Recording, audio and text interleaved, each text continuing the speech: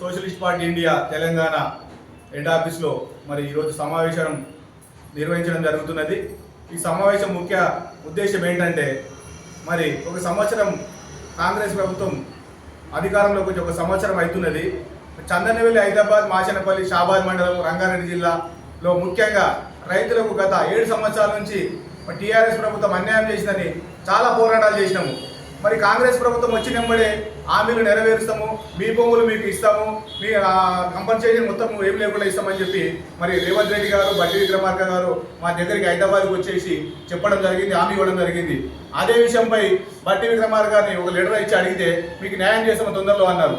అదే రేవంత్ రెడ్డి గారికి మరి రాష్ట్ర అధ్యక్షురాలు సోషలిస్ట్ పార్టీ ఇండియా ఒక 2 నెలల కింద ఒక లెటర్ ఇచ్చింది. ఆ లెటర్కు రెస్పాన్స్ లేకుంటే మళ్ళీ ఇంకో లెటర్ ఇవ్వడం జరిగింది.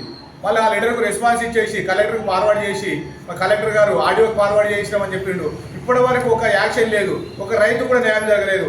గూడూరు జంగే అని చాలా ముసలి రైతు, మరి గత 8 సంవత్సరాల నుంచి మరి ఆయన 5 ఎకరాల భూమి కోసం పోరాడుతూనే ఉన్నాడు. ఇప్పటి వరకు 1 ఎకరా డబ్బులు రాలేవు. ఇలాంటి రైతులు 100 మంది రైతులు, ఎస్సీ, ఎస్టీ, బీసీ, మైనార్టీ అందరు రైతులు ఉన్నారు. వాళ్ళకు ఒక్క న్యాయం కూడా చేయలేకపోతున్నారు. మరి రేవంత్ రెడ్డి గారు ఒకటే మిమ్మల్ని ఒక క్వశ్చన్ అడుగుతున్నారు, మరి రైతులకు న్యాయం చేయలేకపోతున్నారు, రైతు రుణమాఫీ చేయలేరు, రైతు భరోసా ఇవ్వలేరు, అలాగే ఇంకా కొన్ని హామీలు ఇచ్చారు. ఆ హామీలు ప్రజలకు మరి తొందరగా నెరవేర్చాలి. ఫస్ట్ ఆఫ్ ఆల్ మాకు తొందరగా న్యాయం చేయాలి.